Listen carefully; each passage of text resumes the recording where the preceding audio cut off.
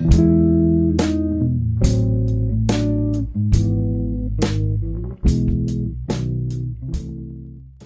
ora, I'm Erin J. Doyle. Welcome to my channel. My neighbour is being uncharacteristically noisy. Usually he prefers to watch TV on a loud volume with a buddy on a Friday night. But no, apparently not this week. So my absolute last-ditch effort time slot to film has been contaminated. So I thought what I would do kind of experimentally is film anyway and see how badly it's picked up by my microphone.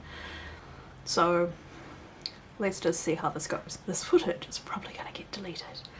Anyway, because I have many doubts as to the usefulness of the final footage from this, I'm just going to do a tag so I'm not devastated when really interesting stuff turns out to be useless footage. Okay, so the tag I'm going to do today is the reading habits tag. I will leave a link to the original creators video down in the description as well as the questions. So here we go. Question 1. Do you have a certain place at home for reading? No, I generally just sort of pick a place that seems cozy at the time, and that's going to change depending on the time of day. Like, you know, maybe a place with a cool breeze is nicer in summer than, you know, the place in the sun by the window and that kind of thing. So yeah, it just varies with whichever place is the comfiest. Question 2. Bookmark or random piece of paper? Bookmarks, but I don't buy bookmarks.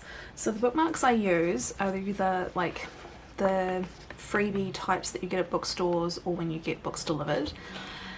And then I have these kind of pretty cards that have like a short fable or lesson on the back of them. So I've had these since I was really little. As an adult they're useless to me for what they are, but I still kind of like the artwork, and I just can't bring myself to throw out something which is still legitimately useful in some way. So I use those as bookmarks. Number 3. Can you stop reading, or do you have to stop after a chapter / a certain amount of pages? I used to be a chapter by chapter reader for sure, but now that all of my reading is being done on public transport, I realistically just have to stop reading when I get to my station. So I've changed to a, oh well, it'll do type of reader. Question 4. Do you eat or drink whilst reading? No.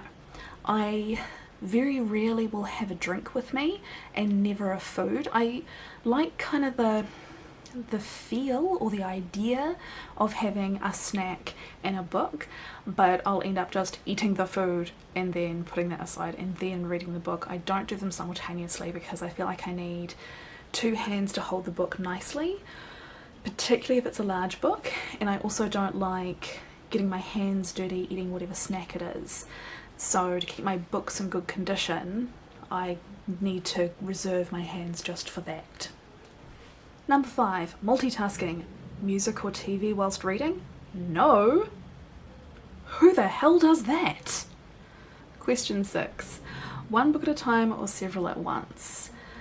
I've become a several at once kind of reader. It used to be dedicated one book, but now that I'm trying to read more non-fiction, it's become multiple books at a time. So I'll have one non-fiction and one fiction typically and go back and forth, and then occasionally I'll end up with 2 novels, because it might be that one of them is just too big and bulky to easily carry on the train, so that'll be my like at home book, and then I'll have a smaller on the train book which will be separate from my non-fiction book. I think 3 would be my maximum then. Oh, and also maybe a work of poetry that I'm slowly chipping away at. So 4 maximum. Question 7. Reading at home or everywhere? Well, I think I've already answered this. Everywhere. Trains, waiting rooms, at work if there's no one to speak to in the lunchroom, wherever. Question 8. Reading out loud or silently in your head? Silently in my head. Obviously. I mean, let me know, do any of you read out loud legitimately? I was going to be like, oh no, I'm an adult, no, only monsters do that, but maybe I'm just ignorant. Maybe a whole bunch of people read out loud as adults. But my ability to speak accurately is surpassed by my ability to read accurately silently, so too many ly words. But I feel like reading out loud would slow down and harm generally my ability to read. If that makes any sense. Stop touching your face, what are you doing? Question 9. Do you ever read ahead or even skip pages? For me, if I'm reading ahead, it's usually a really bad sign. I'm doing it because I'm considering giving up on the book and I want to know if there's something in the future that's worth persevering with it to get to. The only time I've just outright skipped pages is where there's extensive graphic rape scenes, so things like in Diana Gabaldon's books, sometimes I'll just be like, ugh, okay, I don't need to read all of those details. And the same when she gets really heavy-handed with kind of historical description-y stuff, sometimes I'll just skip big chunks. And the other author whose books I have skipped lots of pages in is oh god, what's her name? The Clan of the Cave Bear. Those books, if you haven't read past the first one, which I'm sure like everyone's read, but beyond the first one, they become less and less novels and more textbooks on glacial ecosystems, peppered with penis-centric vanilla sex scenes. And I kept reading them because I was desperate to see the payoff that I was expecting after certain things were set up in the first couple of books. But the amount of textbook level not quite level, but extensive explanation of stuff I already knew and didn't care about the context of the story was just, it felt like a waste of my time. It's not why I was reading a novel, so I just skipped and skipped and skipped chunks just to try and get to the end and see that payoff I was waiting for. So quick spoiler, payoff never came. Furious. Question 10. Breaking the spine or keeping it like new? Keeping it like new.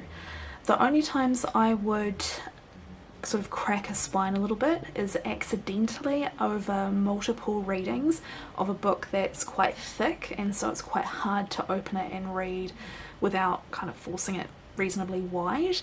So most of my books have uncracked spines unless they meet that criteria, or there's one which doesn't meet those criteria, which somebody completely violated and destroyed right in front of me without even watching what they were doing, because they're a monster. And final question, do you write in your books? I have a couple of books with very, very fine pencil notes written in them, but that's kind of the rarity.